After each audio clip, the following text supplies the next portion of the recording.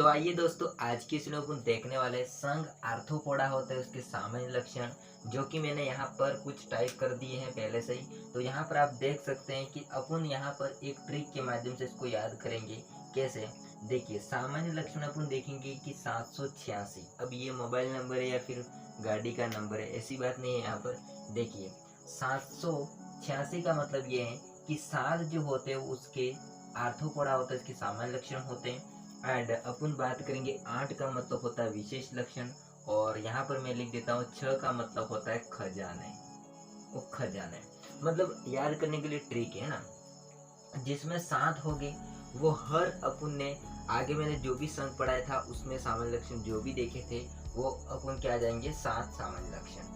अब अपन समझेंगे कि भाई साहब, जो आर्थ्रोपोडा होता है केवल उसी में पाए जाते हैं, तो ऐसे लक्षण को अपन कहते हैं विशेष लक्षण। और वो जो होंगे वो कितने अपन देखेंगे, 8 देखेंगे।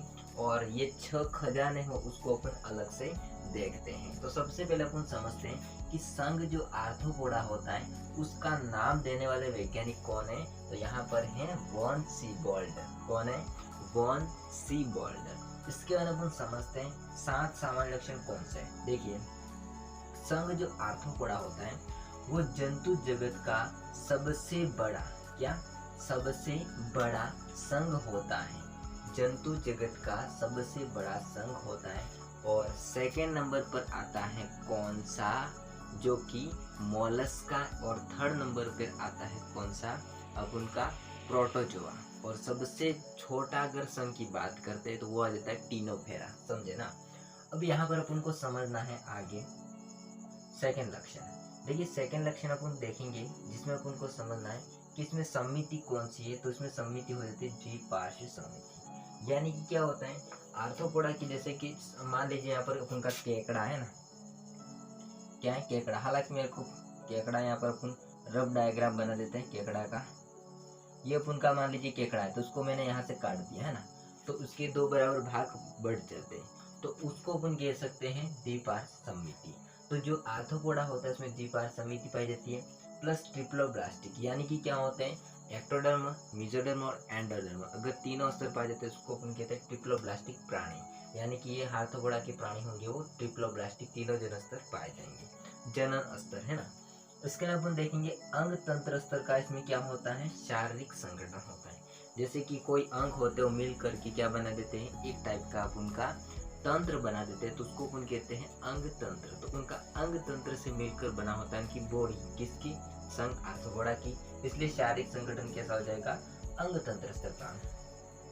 इसके अलावा अपन समझते तीसरा लक्षण। देखिए, जल, थल और परजीवी। इसका मतलब क्या होता है। तो देखिए, आर्थ्रोपोडा के प्राणी होते हैं वो जल में भी रहते हैं, वो स्थल पर भी रहते हैं यानी कि जमीन पर भी रहते हैं, एंड परजीवी यानी कि दूसरों पर आश्रित भी रहते हैं। जैसे पेड़ और जंतु हो गए तो उसके लिए अलग अलग होते हैं आर्थ्रोपोडा के प्राणी, तो वो परजीवी के रूप में भी रहते हैं। इसके बाद अपन देखते हैं चौथा लक्षण। देखिए, चौथा लक्षण ये है कि नलिका के भीतर नलिका शरीर योजना पाई जाती है।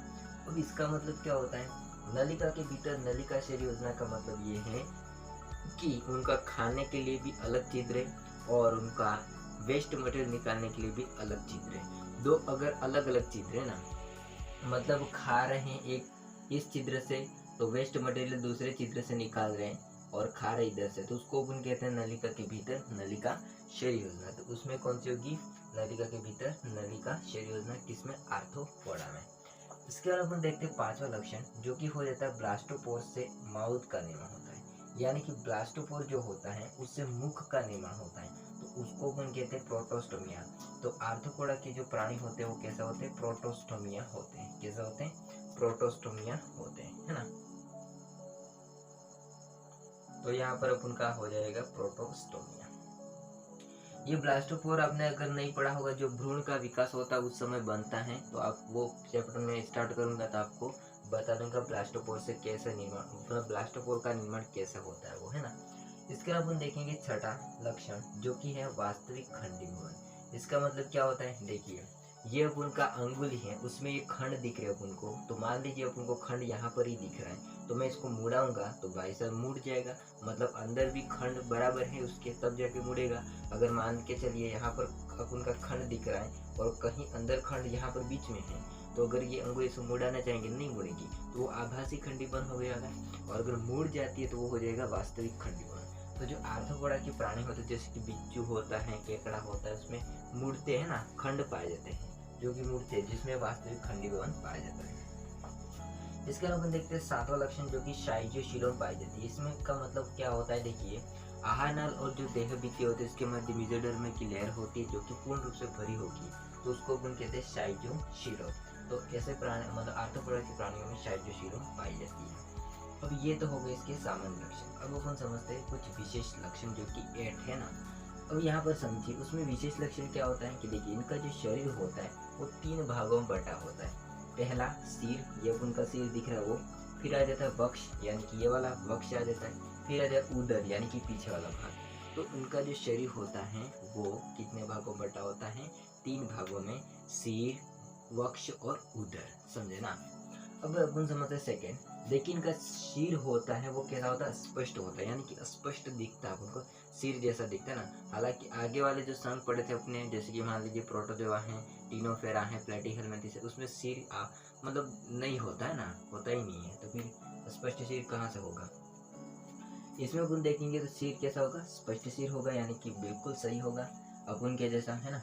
इसके बाद अपन देखेंगे संवेदांग, संवेदांग युक्त संयुक्त होंगे यानी कि जो इनमें संवेदांग पाए जाते हैं ना, संवेदी अंग पाए जाते हैं, वो कैसे होते हैं, संयुक्त होंगे यानी कि जुड़े हुए होंगे, दो दो की मतलब संख्या में 2 होंगे, समझे ना। इसमें सरल नेत्र होते हैं जैसे कि अपन के नेत्र होते हैं, उसी प्रकार से इनमें क्या होते हैं, सरल नेत्र होते हैं। इसके बाद अपन देखते हैं तीसरा लक्षण जो कि है क्या, संधि युक्त उपांग पाए जाते। जो इनमें उपांग होते हैं उनमें क्या होती है, संधि पाई जाती है, बीच में संधि है ना, ये उपांग है, उसके मध्य संधि पाई जाती है ना, तो उसको अपन कहते हैं संधि, संधि युक्त उपांग पाए जाते हैं। इसके बाद अपन देखेंगे चौथा लक्षण जो कि होगा, उसमें बाह्य कंकाल पाया जाता है। ये बाह्य कंकाल कैसा होगा, काइटिन का बना होता है। किसका बना होता है, काइटिन का। जैसे कि आपने टिड्डे वगैरह को देखा होगा, है ना, टिड्डे वगैरह को देखा होगा, जैसे कि अब उनका केकड़ा हो जाता है, जैसे प्राणियों का आपने देखा होगा, तब उनको से छूते हैं तो उनको कैसा महसूस होता है, कुछ मतलब हार्ड चीज पकड़ ली, लकड़ी के समान अब उनको महसूस होता है, तो वो काइटिन का कंकाल बना होता है उनका बाहर की तरफ, है ना, बाहर उनका काइटिन का कंकाल बना होता है, यानी कि बाह्य कंकाल होता है। इसके अपन देखते हैं खुले प्रकार का परिसंचरण तंत्र पाया जाता है, यानी कि क्या होता है, उनका जो ब्लड होता है वो नलियों में नहीं बहता, जैसे अपन का नलियों में बहता है उसी प्रकार से उनमें नलियों में नहीं बहता है, किसमें, आर्थोपोडा के जो भी प्राणी होते हैं उनमें। तो मतलब कैसा होगा, खुला घूमता रहता है ना, खुला मतलब बिना रेख के, है ना, जहाँ पर घूमना नदी के समान, है ना, तो उसको अपन कह सकते हैं खुले प्रकार का परक्त परिसंचरण तंत्र, है ना। लेकिन अपन समझेंगे एक लिंगी व द्विरूपता, यानी कि क्या होता है कि इनमें एक लिंगी यानी कि नर और मादा होंगे वो अलग अलग होंगे, है ना, तो उसको अपन कहते हैं एक लिंगी। द्विरूपता का मतलब क्या होता है कि जैसे कि अपन बाहर रूप से देख करके इसको पहचान सकते हैं, जैसे कि अपन को मानव को देख करके पहचान सकते लड़की या लड़का, उसी प्रकार से अपन क्या करते हैं, आर्थोपोडा के प्राणी को देख करके पहचान सकते हैं। उनमें कुछ विशेष लक्षण है जो कि अपन उस प्राणी के बारे में डिटेल से देखते हैं, तो उनमें डिटेल से देखने के बाद अपन को पता चलता है कि भाई साहब इसको देख करके अपन कह सकते हैं कि ये लड़का या लड़की या लड़का, है ना। उसी प्रकार से इसमें पहचान सकते हैं आर्थोपोडा के प्राणी। इसके अलावा हो जाएगा सातवां लक्षण जो कि हो जाता है जनन से लेकर, देखिए जनन इसमें कौन सा होता है, तो इसमें एक तो होता है लैंगिक जनन, ये तो खास बात है, अपन के अंदर भी लैंगिक जनन होता है, जिसमें अपन देखेंगे इसमें कुछ खास बात ये है कि इसमें अनिषेक जनन होता है, मतलब बिना निषेचन से क्या होता है, बच्चा बन जाता है, तो उसको अपन कह सकते हैं अनिषेक जनन, है ना।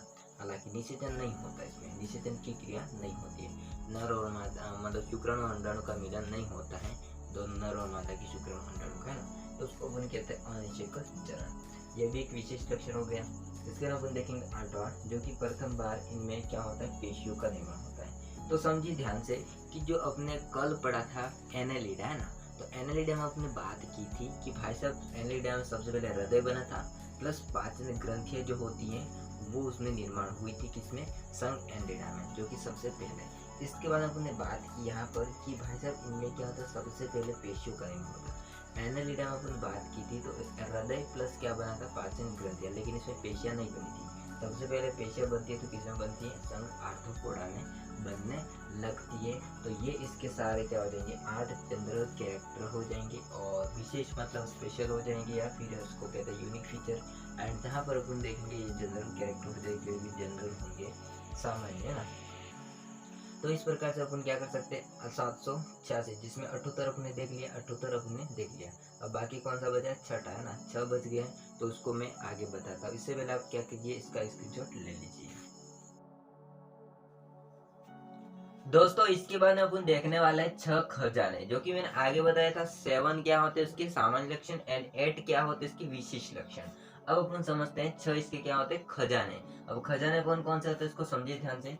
देखिए इसमें फर्स्ट हो जाता है केकड़ा, झींगा, कीट, मक्खी, बिच्छू, गाउट, शतपादी जिसको अपन कहते हैं सेंट्रीपीड, इसके नाम जाता है सहस्त्रपादी जिसको मिलीपीड के नाम से जाना जाता है, और जिसको अपन जुलूस कहते हैं, जो रेंगते रहते हैं ना, जिसके कितने पैर होते हैं, सहस्त्र, यानी कि 17 पैर होते हैं। ये होता है पहला खजाना। अब सेकंड खजाना कौन सा उसको समझिए, जिसमें मुखांग की बात होती है। तो देखिए काटने व चबाने वाले, यानी कि पहले काटेंगे फिर चबाएंगे। तो ऐसे प्राणी कौन कौन से, देखिए कॉकरोच है, टिड्डा है, दीमक है और कैटरपिलर है। तो ये सारे क्या करते हैं, एक बार काटते हैं, यानी काटेंगे फिर चबाएंगे। सेकंड हो जाता है भेदने व चूसने वाले। क्या करने वाले, भेदने व चूसने वाले, यानी कि पहले भेदेंगे ऐसे, फिर क्या करेंगे अंदर से चूसेंगे। ऐसा कौन है, मच्छर, है ना। मच्छर अपन कहते हैं मच्छर ने काटा, वैसे मच्छर काटता नहीं है, क्या करता है, भेदता है अंदर सुई और फिर क्या करता है, चूसता है खून, है ना। इसका ना तीसरा हो जाता है चबाने व लैपिंग करने वाले, यानी कि चबाएंगे पहले फिर लैपिंग करेंगे, यानी कि घूमेंगे। वैसा हो जाता है मधुमक्खी, पहले क्या करती है, चबाती, मतलब पहले भी लैपिंग करती है थोड़ी बहुत, और फिर बाद में क्या करती है, वो चबाने का काम करती है अपने बॉडी की, है ना। इसका ना हो जाएगा चौथा, जो कि स्पॉन्जी प्रकार। स्पॉन्जी प्रकार में अपन देखेंगे घरेलू मक्खी आ जाती है, जो घर में रहती है वो। इसके ना फल मक्खी जो बगीचे में रहती है वो, ये किसमें आएगी, स्पॉन्जी प्रकार में। इसके ना थर्ड जो खजाना होता है वो है श्वसन तंत्र से लेकर, जिसमें क्या होता है, देखिए सतह और गिल्स, यानी कि जो सतह होती है इनकी, और गिल्स, जो गिल्स होते हैं ना मछलियों में, उसके माध्यम से कौन श्वसन करता है, तो झींगा करती है, दोनों के माध्यम से कर सकती है ना यहाँ पर।